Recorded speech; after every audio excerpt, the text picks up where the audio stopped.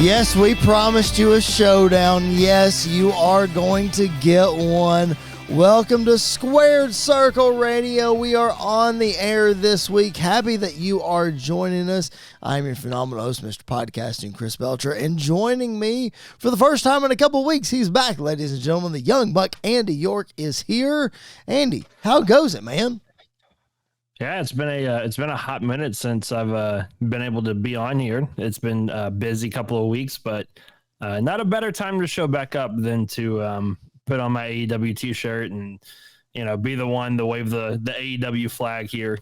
Even though I'm not the most diehard AEW fan compared to between the two of us, I am. So it's going to be a lot of fun to talk about this. Relative to this podcast, you are absolutely the expert and the diehard. I also love that we're on the same side of this screen as we are on the graphic. That made a lot of sense. I'm glad that worked out. That being said, if you don't know what we're talking about, make sure you're checking out our YouTube channel. We drop new episodes every Monday night after Raw, so make sure that you're checking that out. And got some news that we'll give at the end of the show about something else. Stay tuned. Anyway, just make sure you're liking the video, subscribe to the channel if you haven't already. If you're listening on podcast, make sure you're following on whatever platform that you are on. All right, Andy, we promised a showdown. We promised a battle. This is really the first time we've ever brought this exclusively to the forefront, I guess, intentionally. It always comes up organically, but now we're sort of building the show around it. The basis for this showdown is AEW All Out. It happened this past Saturday from Chicago, Illinois. It is the staple of AEW. It's what really started this whole thing. I mean, I know it was called All In when they did the original show, but then it morphed into All Out because technically they didn't own the naming rights. Is that right, Andy? And then and then they bought it. Doesn't matter. Anyway, this is the basis for AEW. This is one of their major shows that they do every single year in Chicago. Labor Day weekend, of course, this year it wasn't Labor Day weekend. They switched it so they could put a week in between. Don't know all the particulars. Here's the point that I'm trying to make. I'm rambling. Here we go. I'm going to preface this whole showdown thing. Let me tell you at AEW All Out what I did like, because there were things that I liked about the show. The first 3 matches I enjoyed very much. I was a little questionable on the MJF finish. I didn't like it. No, I'm not talking about the after the bell stuff. The finish, kind of weird, but the match was good. I enjoyed the tag team title match, the Bucks against Claudio and Wheeler Yuta. Very good match. And I also enjoyed Pac and Ospreay. Fantastic. Those two beat the snot out of each other. Those were really good. Can you give me credit for thinking that those were really good? I'll give you credit because for the first time in a while, I was not that thrilled with the Bucks match, with the tag match. Like it was good, but I think, part of one, it literally got set up like this past Wednesday on Dynamite at the very end of the show. It kind of just got thrown together. But 2, I don't know. Like I had no doubt in my mind that the Bucks were going to retain. Sure. So in my mind, it was just a match just to have, which is not necessarily a bad thing. Mm-hmm. We've just seen the Bucks and we've seen Wheeler and Claudio put on better matches than what we got. Not saying it was bad. It was fine, just not what you expect for a pay-per-view, and especially for All Out, I feel like. Before we dive into the things that I didn't like, let me jump off what you just said. Do you feel like All Out as a whole show was that way? Is that most of the endings were pretty, what's the word I'm looking for here? You sort of knew it, predictable. That's the word. They were predictable, especially as thrown together as some of them seem to have been. Not all of them. Obviously this one was, and I think to a degree Ospreay and Pac was, but the match itself was just so ridiculously good that both guys were so good that they made you believe at some point that it's kind of like Sami Zayn and Roman. Like there was no way Sami was going to lose or win, but there were a couple times in that match where it was like, oh, they might, like it could happen. I feel like that one was the case. Kind of, I feel like Jack Perry and Bryan Danielson was kind of that way, but it would have been like even more heat if it was Jack Perry to be the one to retire Bryan Danielson. So there was somewhat of a chance, but I feel like everything else was kind of 50-50 or a little bit more. Yeah, and I don't say that as a shot. Let me back up for the people that thinking I'm already dogging AEW. Last week, Jared Justice and I sat on this podcast and said that everything at Bash in Berlin was very, very predictable. It was very, very entertaining, but it was very, very predictable. So and that's not me taking a shot at AEW. WWE was very predictable last week as well. Yeah. So being predictable is not necessarily a bad thing. Correct. It's just you're telling the story that you need to tell. And some beats are predictable, but that's fine. I would much rather it be predictable than to swerve just to swerve like Vince Russo. So I would much rather take that. Well, let's not. You brought up Vince Russo's name before I was able to, so we'll get to that in a minute. Anyway, you mentioned Bryan Danielson and Jack Perry. Let's talk about that because clearly that was a showcase for Jack Perry, continuing to increase his stock as a heel singles competitor. And I thought the turn at the end of the match, Mox and the BCC turning on Bryan, I thought that was a great move because I think, again, I don't watch every single week. I do know that Bryan has said when he loses the title, it's the end of his career. And I do know that Moxley is responsible for bringing most WWE guys over. So I'm pretty sure that he helped Bryan come in, so I would assume he's going to be the guy to send him out. And maybe they even use that as part of the story. I think Mox is probably the guy. Before we go any further, what are your thoughts on that? Yeah, I think Mox, I don't know if he's the guy, but I think he's one of the more believable guys whenever they finally lock up. I think it's going to happen that way. Especially since Mox has been off TV for a while, and then he showed up randomly like 3 weeks ago. I didn't name a name, but was like, this is no longer your company, and just kind of walked away. So it's like, who is he talking about there? I love the turn at the end. I thought Mox was going to be the one to turn. I did not expect Claudio and Pac and Mox to turn without Wheeler turning. Yeah. Like Wheeler is still seemingly on Danielson's side. So there's a lot of intrigue when it comes to that. But yeah, I feel like Mox is one of the guys that could send Bryan off into the sunset. But I also feel like there could be like a young upcoming guy that they may want to, put that on as well.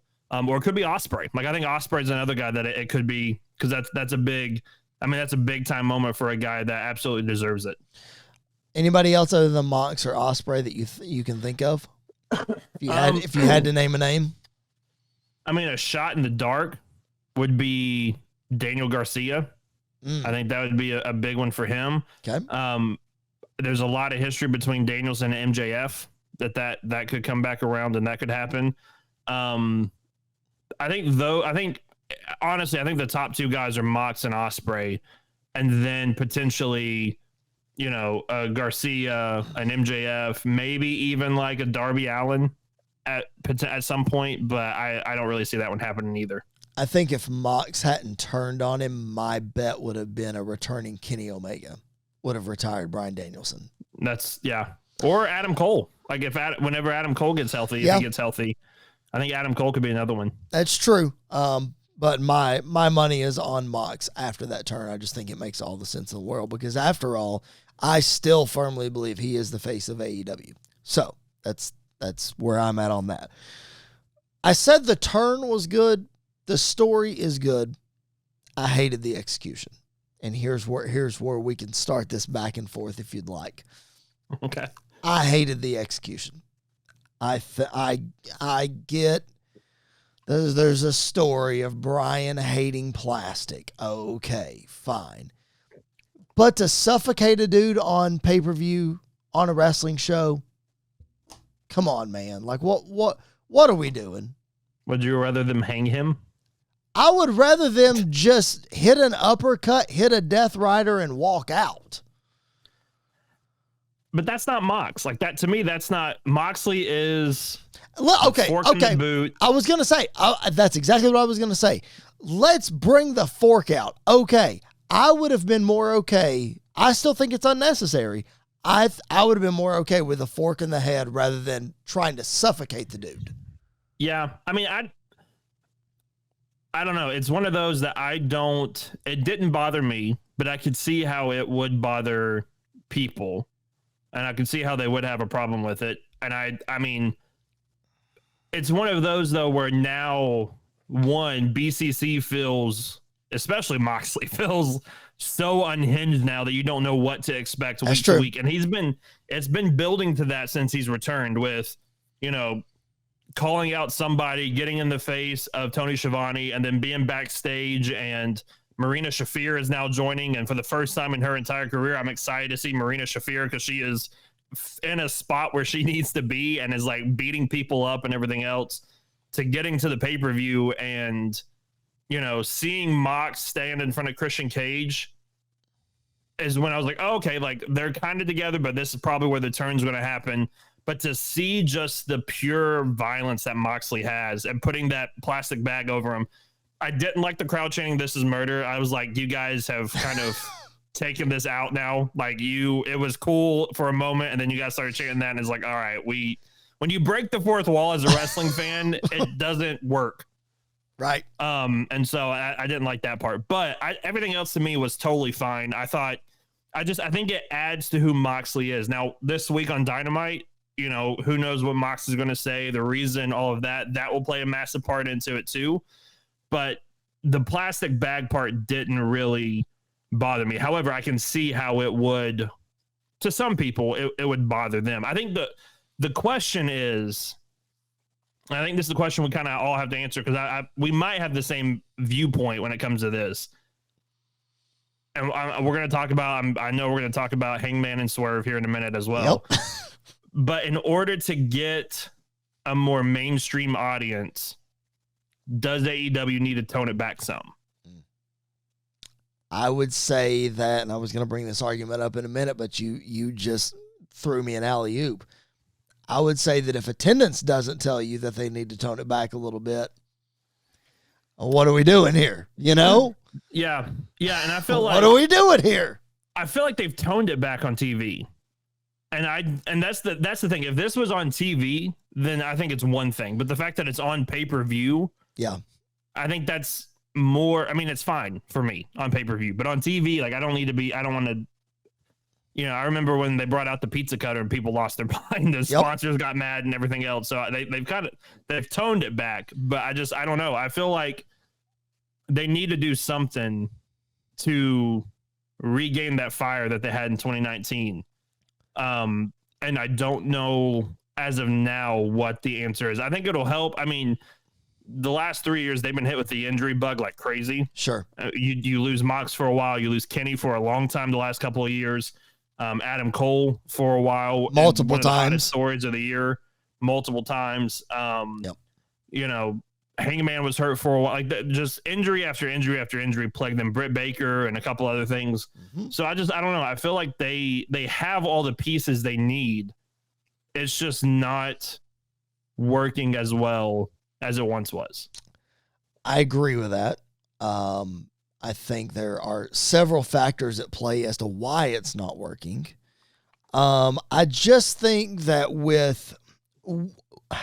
I agree with your point that on pay-per-view it's okay, because Turner Sports, Warner Brothers, Standards and Practices, that is not happening on television. They're not going to let that happen.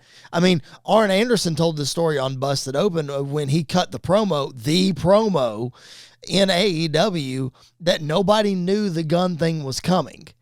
And that by the time he got back to the curtain, Tony Khan had called Standards and Practices, and Standards and Practices told Tony that if it was anybody else other than Arn Anderson, they would have had a big issue, but that they respect Arn Anderson and his legacy and they'll let it slide.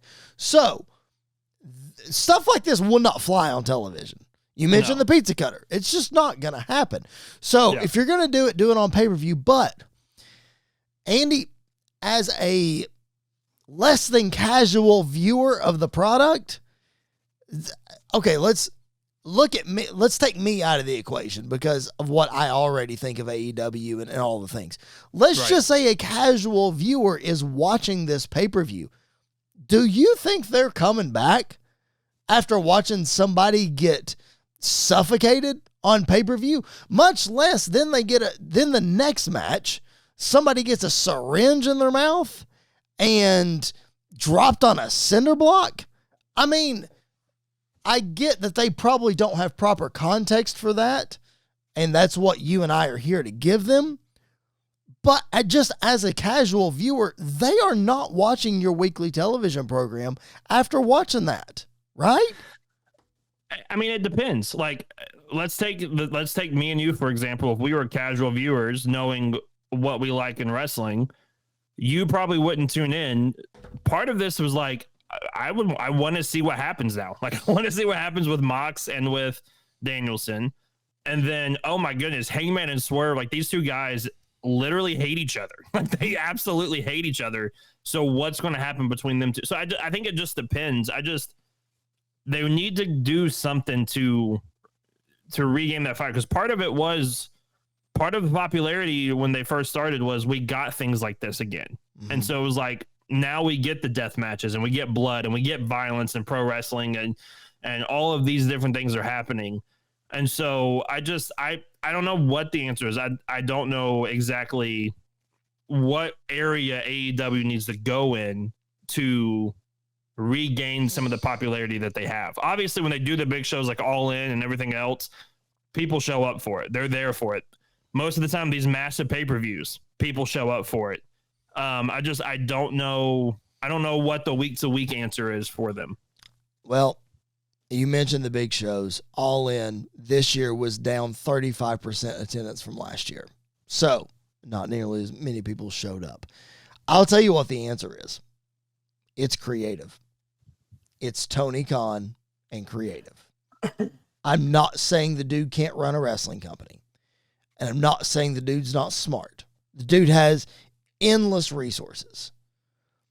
But the departure of Cody Rhodes and the way that creative changed when Cody Rhodes left, even when Cody was still there, but the way that creative changed from the beginning of AEW, I think literally has sent them on a downhill trajectory and they can't turn it around.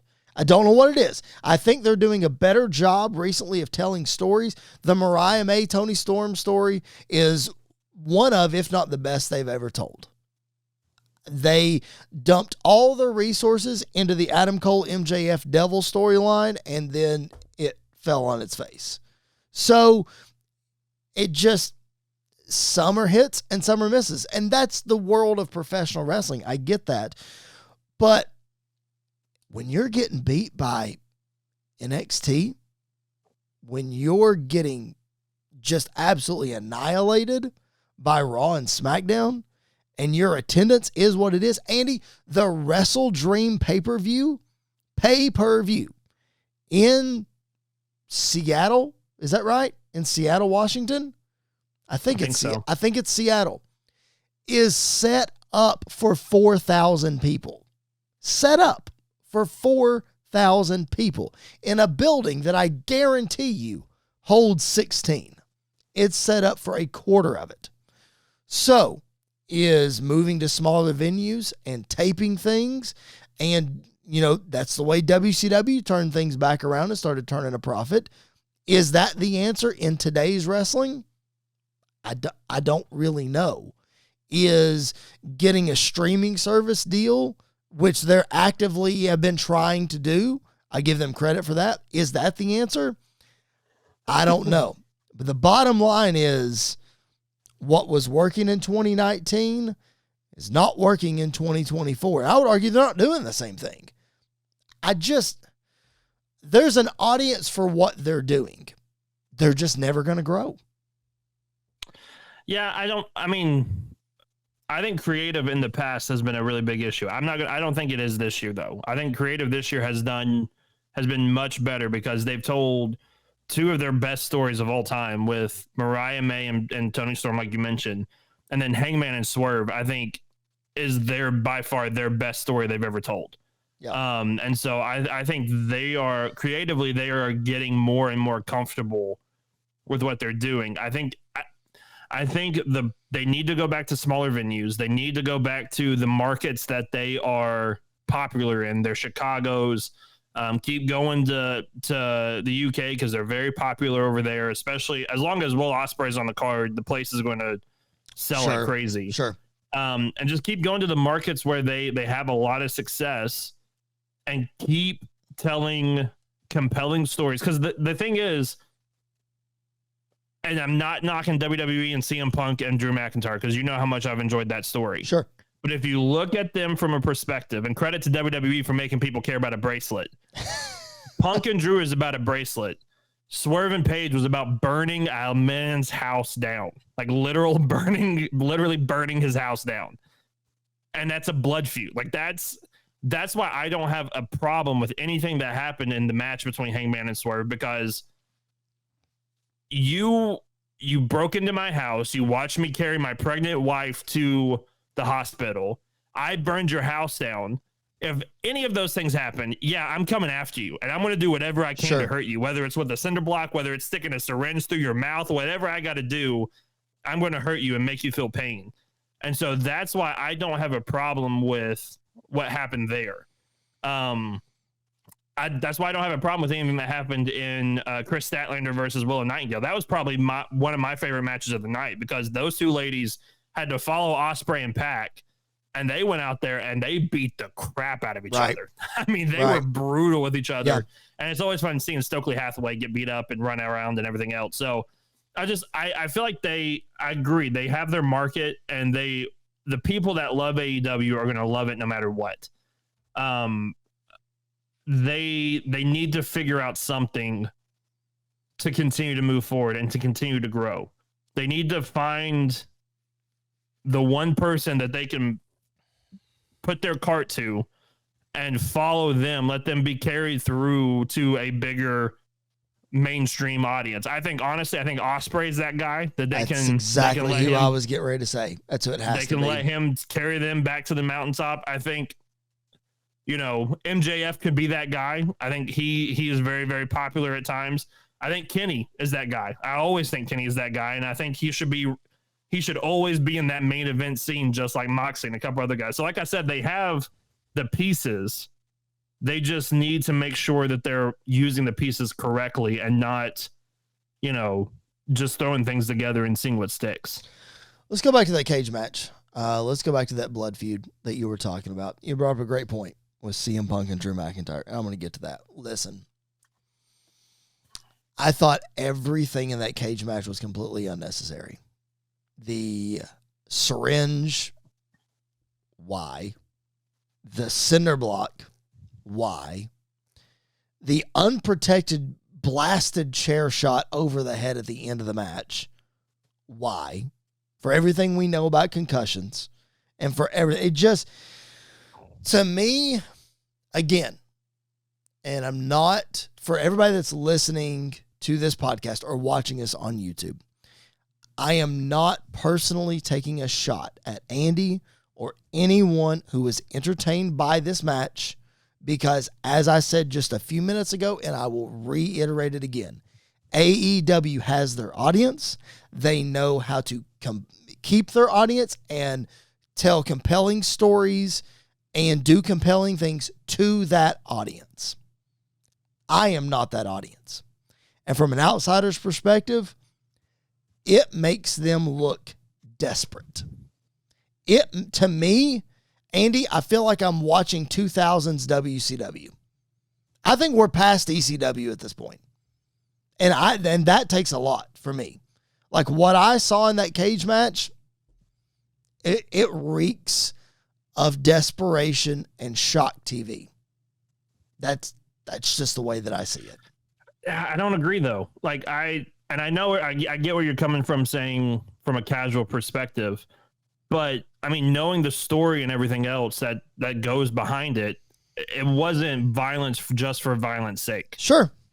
And the story behind it that they told, I mean, I think everything, the syringe is one thing. I don't know. It could go either way. Like Everything why? else, Like why? though- Like that? It just. Go ahead. Well, I think everything else though was not unnecessary. I think they wanted to inflict as much pain on each other because they had pushed themselves to that point when it comes to the match, and they pushed themselves to, you know, that level of violence. Now, I think because they had their Texas death match, and their Texas death match was ridiculously insane, just like this one was. And I feel like everything that happened in this was not just, okay, we got to have a shock thing, we got to have a violent thing. It was an unsanctioned match. Like they went out there to do the things to each other that they knew they needed to do to win. Bring in the cinder block, bring in the syringe. I want to physically hurt you because of the things you've done, the things you've said, the things you've talked about, the things you've insinuated, all of that. I want to cause you physical pain. And so that's why it didn't bother me, is because it wasn't, to me, it wasn't unnecessary. It was a necessary violence because these two guys legitimately in story hated each other and wanted to end each other's career right there, right now. I'm going to bring up two examples of blood feuds. And again, I'm not saying that, again, you or anyone else that watched this is wrong, because Andy, as we say all the time, wrestling is all about opinions. That's why we have a podcast. Yep. Everybody's got one and everybody's entitled to it. I cannot tell you that your opinion is wrong because it's yours. Just like the viewers of this podcast can't tell me my opinion is wrong because it's mine. You can't change my mind. We can defend our opinion and express why we feel the way we feel. So, two blood feuds. I may eat my words in saying this when we get the third CM Punk and Drew McIntyre match. Okay. I'm fully prepared to eat my words because I don't know what's going to happen in that match. So I'm fully prepared to eat my words. The other feud that I will bring up, the other blood feud, the other unsanctioned match that I will bring up, Triple H versus Shawn Michaels, 2002 SummerSlam. The greatest SummerSlam match of all time. You talk about a blood feud. You talk about best friends who hated each other, wanted to completely tear each other limb from limb. No one didn't watch one carry his pregnant wife out. No one didn't burn his house down. But the personal issues that they truly had outside of the wrestling business, and then it was brought into a storyline, there were no cinder blocks. There were no syringes. There were no unprotected chair shots. There was a bunch of blood. There was a sledgehammer at the end. There were ladders, chairs, garbage cans, a belt, and it was the greatest SummerSlam match of all time. So I say that to say, I get your point that these two guys cannot stand each other and have to inflict so much pain in one another. But you can do it without all of that and tell a great story and have a great match. However, I'll say this. They used a lot of weapons in that match. They beat the crap out of each other. That's probably my favorite WWE match of all time. It's one of my favorite WWE matches of all time is that one. They beat the crap out of each other. They did all the things. I would argue that the sledgehammer shot at the end of that was as bad as the concrete block. I would argue that some of the table spots that they went through was as bad as the concrete block. Oh, not that. No. They had one table spot, and it was Shawn doing a splash through the table. And that happens on a regular. Oh, no, not the table. What was I trying? It was the, I'm running through that match now. There was a spot though where they went through, they did something that was brutal. And it was basically the same. To me, it looked like the same as taking the concrete spot. Oh, are you talking about when Triple H did the backbreaker on the chair? Yes. Okay, when he folded the chair. Yeah. So to me, it's no different. I'll throw this example out there. When Adam Cole took the from Malachi Black in NXT when he took like the attitude adjustment on the two chairs put side by side, like the back to back. There's no difference. It's just we don't see cinder blocks a lot in wrestling. And so when we don't see something like and we see it happen, then it becomes this big thing. Nobody freaked out when Seth Rollins curb stomped Dean Ambrose's head in a bunch of cinder blocks. So the cinder blocks did not bother me in the slightest. Now the syringe, I can defend the syringe to a point, but I get it. Like I know a lot of people did not like the syringe spot. I hated them. I used to watch CZW back in the day, and they were sadistic and a lot of the stuff they did to the point where I couldn't watch it. So if I couldn't watch it, it was right. It's pretty bad. It was really bad. So when we see a lot of weapons, it's like thumbtacks. Thumbtacks back in the day used to be like nothing. And now they come out every so often. I mean, Mick Foley got pedigreed face first into a bunch of thumbtacks. He did. That is correct. So I don't see the problem. I'll bring up a spot that I feel like is a lot worse than anything that happened in this match. And that was Mick Foley being handcuffed and taking 13 unprotected chair shots from The Rock. That was unnecessary for no reason. That was absolutely unnecessary. Completely unnecessary. And I cannot defend that. Cannot. No, and I feel like nothing outside of the syringe, and even then, I don't think the syringe is as bad as 13 unprotected chair shots to the head. I don't think anything was as bad as a lot of other stuff that we have seen. I don't think it was as bad as a lot of stuff we've seen AEW do in the past. I mean, the flaming table that Cody did, that's a rough spot to watch time and time again. And all the light tubes and things like that, like that stuff is more brutal to me than anything we really saw in the cage match. I think the point that I'm trying to make in this whole thing, we'll wrap this discussion up here because I think we're both saying the same thing just in different ways. Yeah. I think the point that I'm trying to make is if AEW is struggling like they are in viewership and in attendance and what have you, this is not the way to bring it up. I just don't feel like this is the way to help yourself, secure a streaming deal, get your attendance brought up, and make people want to come there. Stuff like this, I just don't think that's the answer. I agree. If every match was this way. Yes, and I'm not saying every match is. I get your point. I for sure get your point. And I think, to me, they're, especially in ring now, promo wise and production wise and everything else, AEW still has a lot of work to do. And I'm far from saying they're perfect in that because they're not. In ring wise, though, I feel like this show had something for everybody. If you're into the old school style of wrestling, I honestly feel like Daniel Garcia and MJF kind of fit that bill for you. The finish, I agree. The finish to that match was a little wonky. Not the best. I think they could have done something better. Those pile driver from the middle rope was crazy though. That was a wild spot to see that. If you're into technical wrestling and just like pure athleticism, Ospreay and Pac was amazing for that. If you want to see probably the greatest wrestler of all time in ring, one of the greatest wrestlers of all time in ring, Bryan Danielson wrestle, you got to see that too. And then you got your violence in Paige and Swerve, and you got your violence in Willow and Chris Statlander.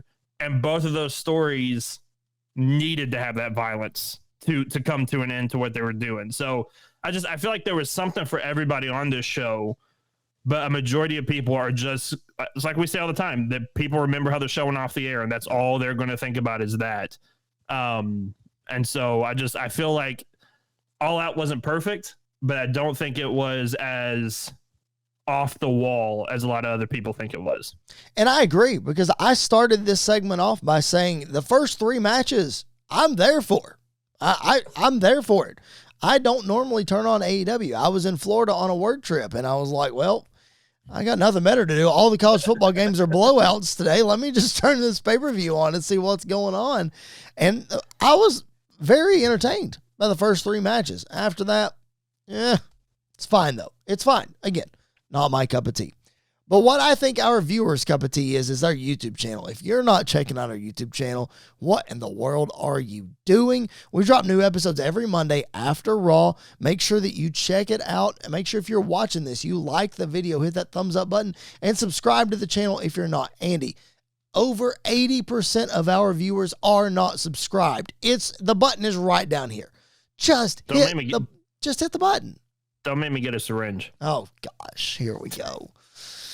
Oh man! You know what? If we don't hit like 200 subscribers in the next month, then I'm not going to do anything.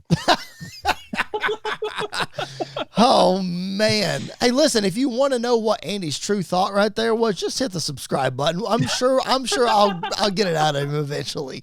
But listen, if long form episodes are not for you, we've got our videos broken up into playlists, into smaller videos. Go check all of those out on our YouTube channel. We would appreciate it so very much if you would do that. Like Andy said, we are close to 200 subscribers. Might not sound like a lot to everybody else, but it means a heck of a lot to us. So please support us in that way. We would appreciate it. All right, Andy, this past Friday night was the final SmackDown on Fox.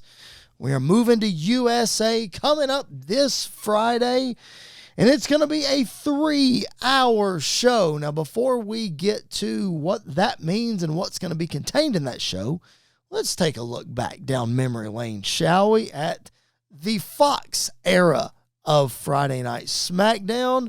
As you look back on it, man, for me, it's hard to look back on it as a whole because of the Thunderdome era and the pandemic just as a year and a half of this.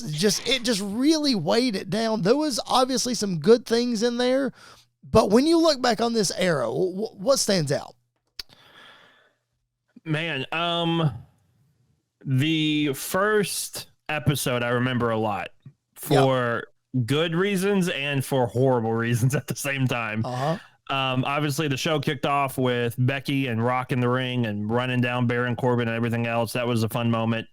And then you had the whole Kofi Kingston versus Brock Lesnar debacle, which I still think is probably one of the worst, if not the worst, booking decision in WWE history. I think Sam Roberts brought it up on his podcast. At least you could have had a competitive match between them because we saw what Brock did with AJ and with Balor and with Bryan. You could do that with Kofi. Exactly. And, the way that Kofi's title reign came to an end was just so bad. And it was so sour. And so it was straight up. It was straight up Vince McMahon.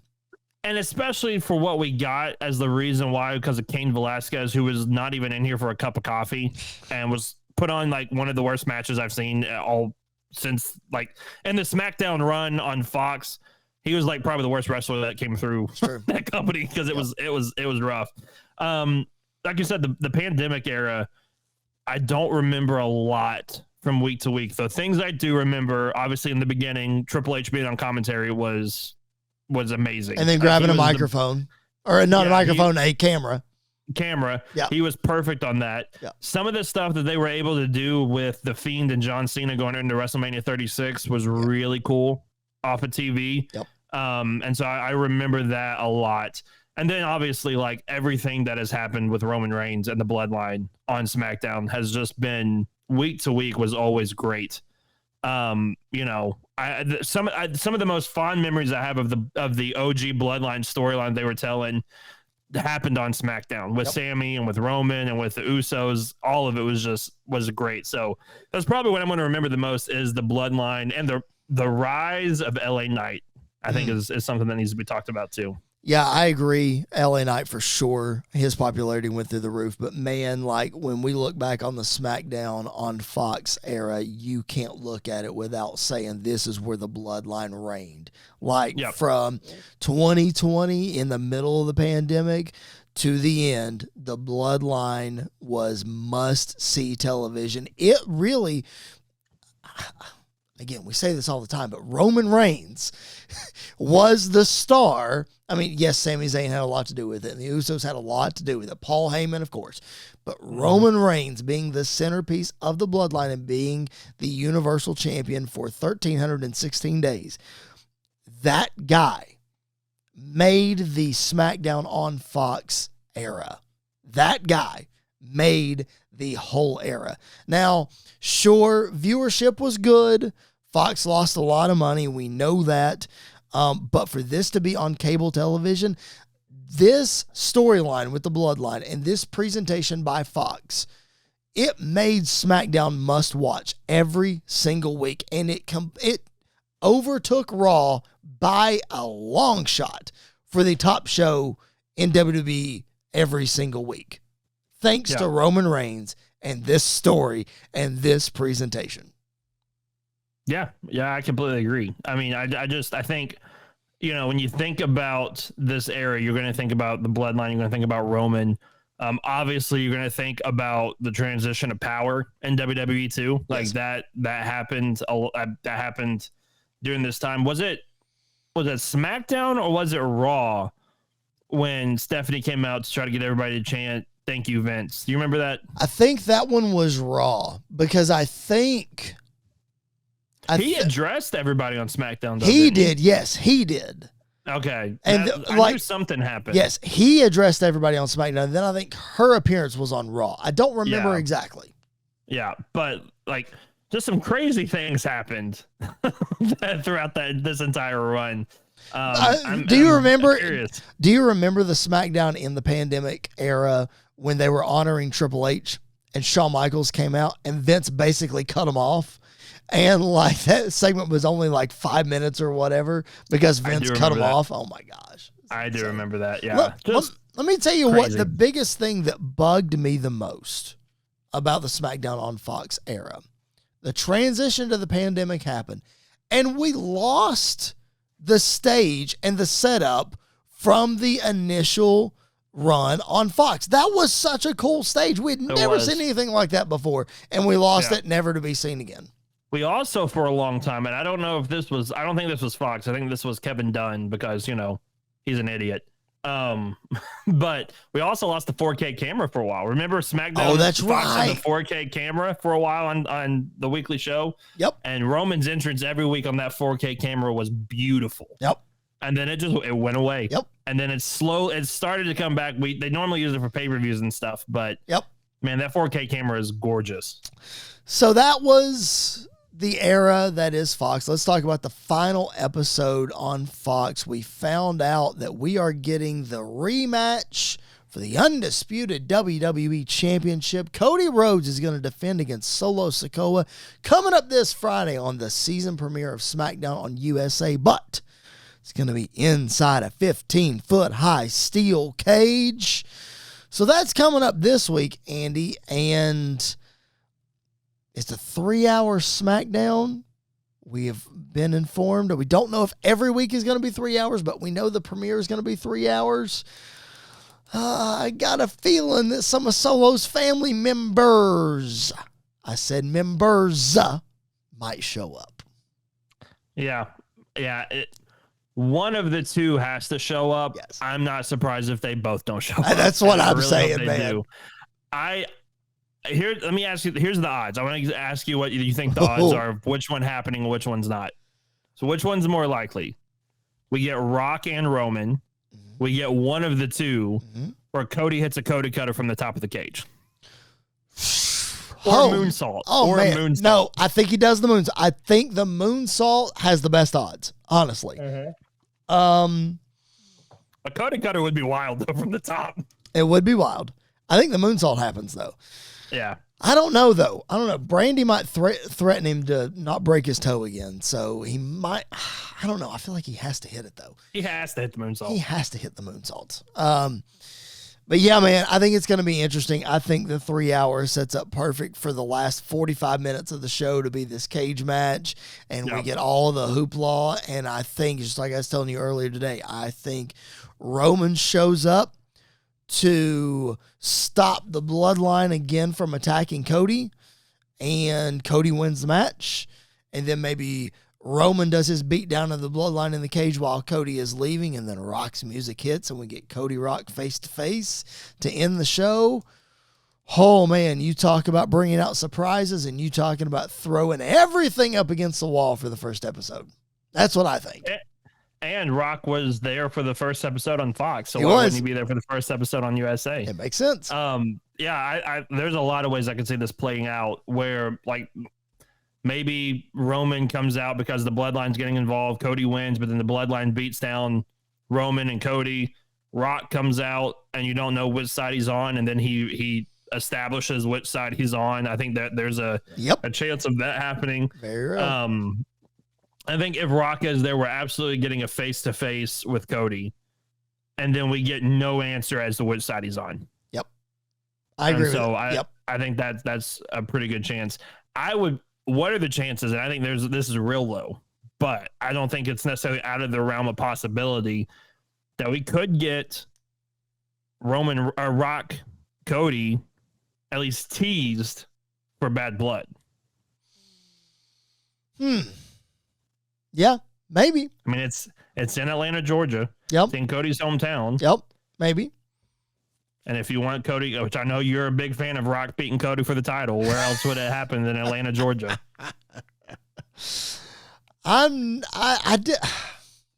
not saying I'm a big fan of it. I just think it can happen. And a lot of things can happen, but that doesn't mean they should happen. You don't think Rock should win the world title? No, I don't. Is it because you're bitter because he beat CM Punk? No, I'm against, like, most part-timers winning the world title. Okay. Like Goldberg, Brock, Rock, Austin. I don't want any of them winning the world title. Cena I can get behind because it's his last, like, run, so that's fine. Roman, I'm not as much behind as I once was because he's not there a lot. I'm a believer the world title needs to be on TV every week. Okay. But that's just me. Okay.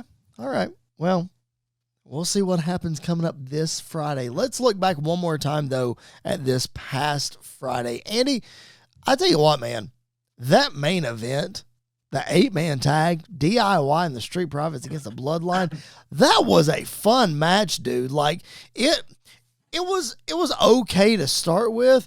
But, dude, whenever they did the double tag, when Dawkins and Gargano got in the match when they did the double tag, dude, it was like the roof blew off the place and everything just went wild. There was a Ciampa did a superplex onto the pile on the outside. Man, this match was a lot of fun. This match was a lot of fun, but I'll tell you the thing I'm going to remember the most. Uh-oh. And I want to know if you caught it or not. At the very end, when the Profits and DIY and the Bloodline were face to face and Cody was in the middle, who picked up the world title? I don't know who did it. Tommaso Ciampa had it in his hand, and I got a shot of him with that title, and I was like, yes, please. At some point, yes, please. Can we get that? Because Cody Ciampa would be a lot of fun, I think. Okay. That's fun. I did not notice that. I tell you what I did notice, though, and I have to ask you because you're the young buck. You're the indie expert. I have to come to you with this. Why is Tonga Loa so bad? I think it's a fair question. Why is he bad? No, it's very fair. I don't know. Is he not a decorated tag team wrestler from New Japan and all this other stuff? He is, but he's Marty Jannetty. Okay. Tama Tonga carried the team. Like that's the best way I can put it. Plus, he was a part of. It was one of those that in that time period of New Japan, if you were a part of Bullet Club, you were going to win gold at some point. Okay. And so that was part of it, but it was mainly because of Tama Tonga. So WWE signed Tonga Loa just because of Tama Tonga? And he's part of the Bloodline, so yeah, basically. Okay. All right. If you notice, he does not wrestle a lot anymore. No, they tagged him in, and he did like two things, almost screwed one of them up, and then he tagged out. Yeah, ever since one, he botched his debut, and two, punched Kevin in the butt instead of low blowing him. Can we not just take those tag titles off of them and be done with it? Or just let Tama Tonga and Jacob Fatu be the champs. I know. I don't know why they took the titles off of Jacob. That just doesn't make any sense. I think they thought he was more hurt than he actually was, and maybe. I don't know. Hey, maybe right. Then he wrestles the next week. Man, it was a fun SmackDown, though. It was a fun SmackDown to be able to end. Of course, you had Bayley and Tiffany Stratton, and you had Chelsea Green getting in on the action, and some different things. So we'll have to see the 3-hour SmackDown coming up this Friday. We'll have to see how that goes. We tell you guys all the time about our partners over at Sports Wire Radio. We cannot thank those guys enough for everything they do for us. I could sit here and tell you a whole lot of stuff about Sports Wire. I could tell you about all the great shows, but you know what, Andy? I think I'm going to let our friend, the Reverend Tom Bryce, tell our friends about Sports Wire.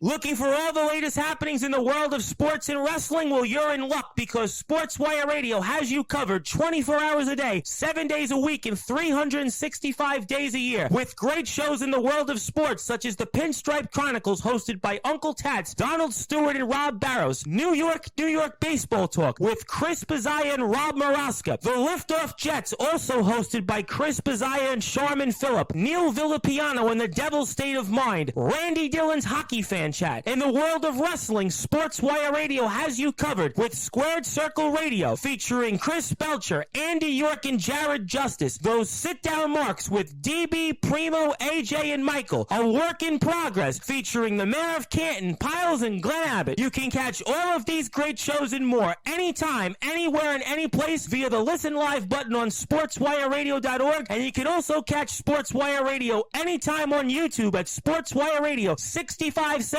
to catch all the latest happenings in the world of wrestling. Sports Wire Radio has you covered. It's all sports matters and all wrestling matters here on Sports Wire Radio. I am your host, the owner of Sports Wire Radio, the #1 global radio station, the owner of the Promo Wrestling Federation, and one of the owners of the Pride Wrestling Federation. Your voice, figuratively and literally, where all wrestling matters, the Reverend Tom Bryce. Love that dude. I love that dude's energy. He gets me hyped. Yeah, I want a little bit of the energy. I need a little bit of it. Oh, man. He gets me hyped every time we talk to him. It's so great. You can't help but get excited when you talk to the Reverend Tom Bryce. So if you guys are not listening live to Sports Wire Radio, the man told you where to get it. The man told you what's going to be on it. Check it out. It's a fantastic one-stop shop for everything sports. All right, Andy, as we get ready to sign off here, Monday Night Raw is about to wrap up. The Intercontinental Championship #1 contenders Fatal 4-Way is happening right now. I don't know if we'll get to the end of it or not, but let's look back. We mentioned a little bit ago about SmackDown going to 3 hours for next week. We think only, we don't know, but we found out before Raw tonight, Andy, that Raw is going to 2 hours starting October the 7th and going to run through the rest of the year. Andy, we've been begging for Raw to go to 2 hours for a long time, but is it the right move? I still think it is. Okay. I mean, if you look at SmackDown, you can tell a lot of stuff in a 2-hour period. The bad part of it is when there's 3 hours, a lot more people can get on TV. Yes. But that's not always a good thing too, if that makes sense. Fair point. So I could do without the 6-woman tag that we saw tonight. I'm just saying. Yeah. Which, I mean, they're in Calgary. Of course, they're going to have Natalya show up. So I know, but I get that. I was much happier to see Brett than her, but that's neither here nor there. But some things are going to get cut, and it's going to take some time to get used to it. Yep. But I feel like we're not going to get as many video packages. We're not going to get as many drawn out promos. We're going to be more concise. We're going to tell a lot. Like, we're going to keep the stories concise and everything else. So I like it. I think it's a smart move. Raw has been significantly better the last couple of months, like ridiculously good the last couple of months. I think going to 2 hours is only going to help them. Yeah. Do you think it's a direction that we're going on Netflix, or do you think that this is testing the waters? Do they think they've already decided it and they're just warming us up? Well, what do you think we're getting at here? Yes, to all of that. That makes sense. Listen, it could also be part of the contingency that they signed with USA, because remember, the USA on Raw deal ended in October. or this coming October, and then they had to sign in basically an extension through the rest of the year. Right. So it could be part of that. I don't know. Yeah. Yeah. I think honestly, I think when they go to Netflix, they're going to go to 2 hours, because I don't know exactly how the ad revenue and stuff is going to happen on Netflix on the live show. So I'm assuming it'll be the same way as Peacock, if I had to bet. So not nearly as much, right? But some spots and everything else. So, which is going to be crazy to watch, like wrestling TV and potentially no ad breaks during the match. Like that's going to be crazy to get used to it. Yes, it is. And it's going to be crazy to get used to for the wrestlers too. You got to think about that. Oh yeah, because there are spots. I mean, like in the 8-man or the 8-person tag we saw kick off the show, it was a commercial free, and there were a couple moments where I was like, "This is where we would normally take an ad break." And I can kind of tell, because we don't really know what it's fine, but people are just kind of doing things, and which is, I mean, it's wrestling, so you kind of have to do things, but not really progressing the match along in some ways. But yeah, I think once we go to Netflix, we're probably going to stick to 2 hours, because I don't see them doing 3 hours on Netflix. Man, the roster is just deep right now. You talk about guys getting cut. Like, we're not going to get a lot. We're not going to get as much Pete Dunne. We're not going to get as much Ilya Dragunov. We're not going to get these Wyatt 6 things that are able to be stretched out. It's going to be a lot more concise. I don't know. I don't know. Like, I feel like Raw has, let me rephrase. I'm not defending 3 hours, but I am saying I feel like they finally hit their stride at 3 hours. Like, it finally feels good. It finally feels like we're able to sit through 3 hours and be okay with it. And now we're losing a whole hour. Woo. Ooh. But I'll say that on the flip side, a lot of these big pay-per-views are going to 2 nights now. And so, fair point. Yeah, fair point. And so, I mean, you got 2 hours on Friday. You've got 4 hours on Saturday. Mm-hmm. Most of the time, 4 hours on Sunday. Mm-hmm. Then you're going to follow up with 3 hours on Monday. It's just, it takes an unnecessary hour out. And 2 hours on Tuesdays. And 2 hours on Tuesday. And then if you watch AEW, it's 2 hours on Wednesday. And then if you watch TNA, it's 2 hours on Thursday. And then it's back to SmackDown on Friday. So it's just, I think going to 2 hours for both shows, like SmackDown stays 2 hours, Raw goes to 2 hours. I think some things are going to get cut. I also think, though, that this will put a bigger emphasis on social media, which could be very interesting to see how that plays out. Yeah, especially with the WWE Speed Tournament, and now they're introducing a women's speed tournament. And it's all about how people, it's a lot of, this is nerd talk, and I won't go too deep into this because I work in the world of digital streaming television, and I won't go too deep into the rabbit hole here. But like, this is the age that we're living in, and it's all how people consume their content, and everybody consumes their content differently.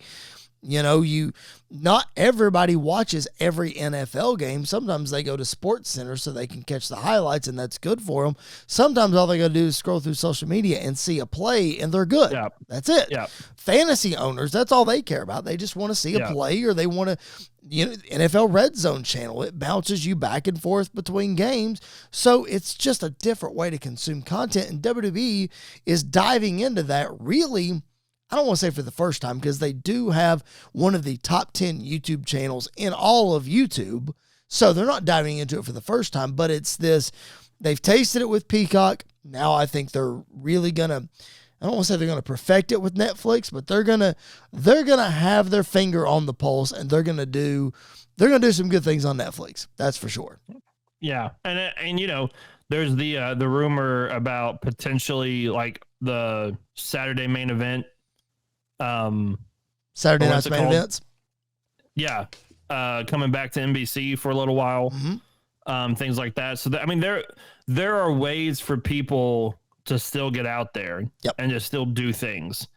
It's going to be a lot harder for some people to get more over. I would love, and this is a total sidebar, I would love for them to sacrifice a pay-per-view for a Saturday night's main event special instead of having a pay-per-view. Like, I think that would be awesome. Like, I think if they went to 8 pay-per-views in a year, I think that would be cool instead of 12 or whatever we have. Yeah. I think that would be awesome. All right, let's hit. You mentioned Bret Hart earlier. He showed up on Monday Night Raw. Let's hit this on the way out. We do want to cover things from Raw. I didn't get to listen to the Drew McIntyre promo. I don't think you did either because we were recording. So we can't really give context to the Drew McIntyre promo. I'm sure it was great because Adam Pearce was out there and blah, blah, whatever. He was calling out Wade Barrett. He was like talking to Wade for some reason. Oh, because Wade tried to stop him last week and and he didn't.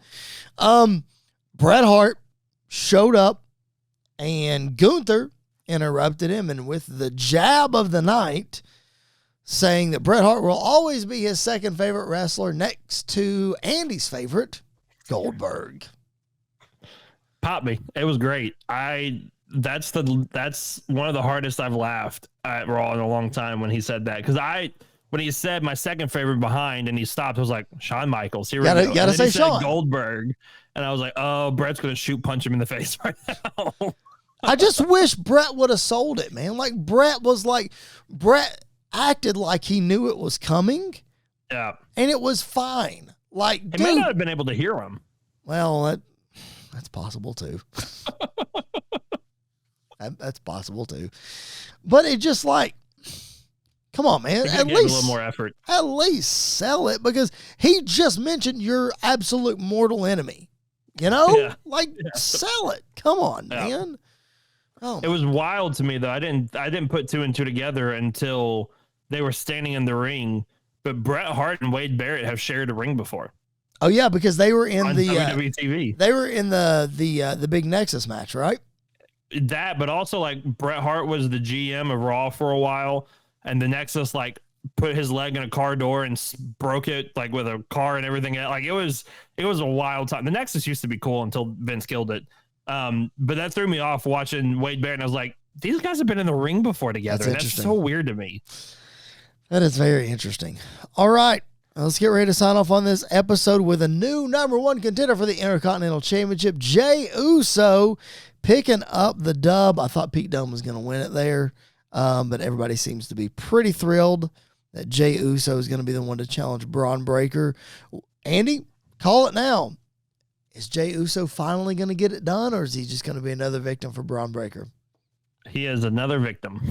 He is going to get killed by Braun Breaker. I hate that so much, man. Like, what? I hate it for Jey. I hate it for Jey. I really do. But I'm really enjoying Braun Breaker as IC champion. I think he's doing a great job as champ right now. I agree. Yeah, I definitely think it's fun. I just hate that they're going to, like, if that's the case, just let Pete Dunne win or Ilya Dragunov win if it's going to be somebody just for Braun to beat. Well, I think now Judgment Day will get involved because he came out to make the save on Rhea and Priest earlier in the night. They had their match last week. Judgment Day can get involved and cost them, and then they can go down that rabbit hole and everything else. I guess. I mean, a Jey Uso Finn Balor feud would be fun. I guess. I would like to see Jey Uso and Damian Priest go after the tag titles. That could be fun too. That would be fun. All right, man. Let's put a bow on this episode. What a fun show. We hope you guys enjoyed our show. Hope you're digging what we're doing. If you are, make sure that you like the video, subscribe to the YouTube channel. We would appreciate that so very much. Almost at 200 subscribers. Keep that viewership climbing. Andy, we have a new most viewed video on our YouTube channel. It is no longer Dominic Mysterio and Liv Morgan. It is now the Mount Rushmore of heel turns part 2, the most viewed video on our YouTube channel. It is approaching 2,000 views. Thank you guys so much for that. We appreciate that more than you will ever know. Follow us on social media at SQCircle_radio. You see our social media handles there on the screen. Make sure that you check that out. Also, you see a little QR code right there on the screen. That is for our Pro Wrestling Tee store. Scan that. Buy a shirt. We would appreciate that so much. Andy, the MCWF is back this coming Friday. It's finally pay-per-view number 6 after a couple weeks delay, but it is here. We are putting a bow on season 3. I can't believe it, man. We finally did it. We finally did it. We finally got to finish it and finish the story like Cody Rhodes. Yeah, it's a great time. It's going to be a lot of fun. Definitely don't want to miss it. Yeah, it's going to be a lot of fun. Also, buckle your seatbelt. It is a long episode, so just hang tight there. Yeah. And next week, I teased this at the beginning of the episode. Andy doesn't even know that I'm going to do this, but I'm going to do it anyway. I'm making an executive decision on this podcast right now. We have been talking a whole lot about ways to continue to grow our YouTube channel, and I finally figured out a way that might work. We are going to drop a YouTube exclusive show each and every Friday, starting next Friday. So not this coming Friday, the 13th. I think that's what that is. Oh man, Friday the 13th. It's not this coming Friday. It'll be the following Friday, the 20th will be our first show. What's it going to be about? It's going to be about everything else in the world of wrestling that we're just not able to talk about. So there is so much content in the world of wrestling. Andy, we didn't talk about, we haven't talked about Braun Strowman. We didn't talk in depth about the Wyatt Six tonight. We didn't really talk about Bayley and Nia. We didn't talk about Jade and Bianca defending their women's tag team championship. There is so much going on that we cannot cover it all on a regular show. So every Friday, it might be Andy and I together. It might be me. It might be just Andy. Some form or fashion, we're going to catch you up on everything that we think in the world of wrestling. It's going to be a whole lot of fun. We hope you guys are digging what we're doing. We hope you enjoy our new show that's going to come out starting next Friday, the 20th. So make sure you hang out for that. See, Andy, I knew I could throw a surprise at you towards the end of the show. Yeah, you did. You shocked me. That was I'm looking forward to it, man. We talked a lot about how we want to cover more stuff, and this gives us the opportunity. I mean, we didn't even talk about Joe Tessitore this week, and he has been killing it. Bro, 2 weeks in a row. He's so great. He is so good. It's so weird being a sports fan to hear him call wrestling. I know. But it's so good. He's doing a great job. Awesome. All right. Again, make sure you're subscribed on the way out. We would appreciate it so very much. For Mr. Andy York, my name is Chris Belcher. This has been another edition of Squared Circle Radio. We will catch you guys down the road.